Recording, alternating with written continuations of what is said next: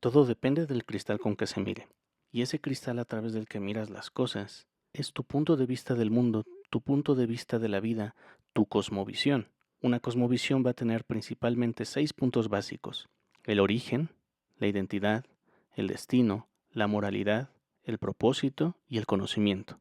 Todo ser humano tiene una cosmovisión, es decir, todo ser humano responde a esas preguntas de cierta manera, y la forma en la que las respondas te va a poder ayudar a delimitar cuál es tu cosmovisión. Ahora, ¿cómo responde el cristianismo a esas preguntas? Esa es la cosmovisión cristiana. Empecemos por el origen. Para la cosmovisión cristiana, el origen es Dios. Dios creó el mundo ex nihilo, es decir, Dios creó el mundo de la nada, no de sí mismo o de algo preexistente.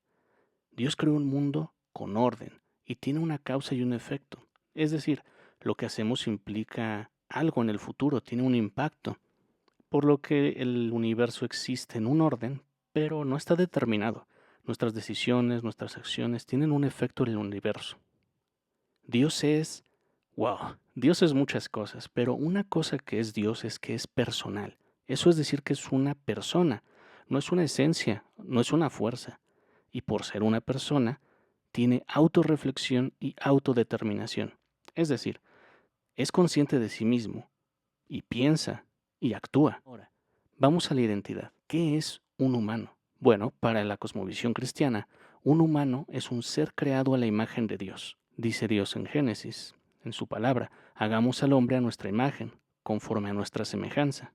Es decir, somos como Dios. Somos como Dios porque somos personas, porque Dios es persona. Somos conscientes de nosotros mismos, pensamos y actuamos. No somos solo elementos que reaccionamos a lo que sucede. Tenemos una inteligencia, un razonamiento, conocimiento, y actuamos de forma independiente, no reaccionando, sino porque queremos actuar. Somos personas porque Dios es un Dios personal.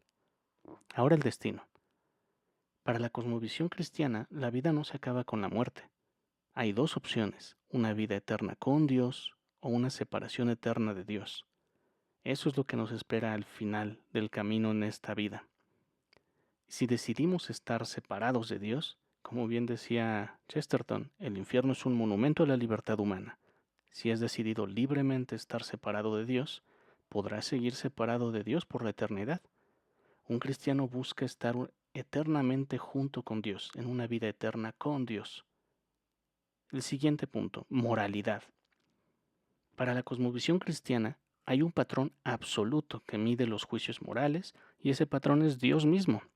Es decir, Dios es el patrón de la moralidad y no nosotros mismos. Dios nos ha hecho saber cuál es su patrón de moralidad a través de su palabra, y por lo tanto cualquiera que quiera conocer cuál es ese patrón de Dios puede hacerlo. Está escrito en la Biblia.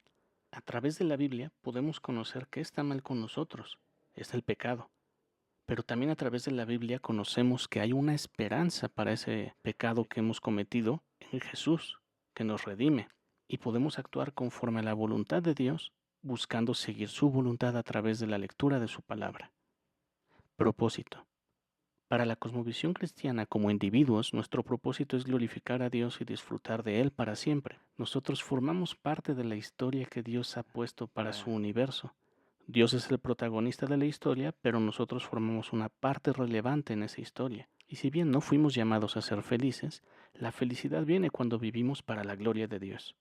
Como humanidad formamos parte de la historia que Dios ha dado a este universo. Hubo una creación, hubo una caída, también ya hubo redención y habrá glorificación para su pueblo.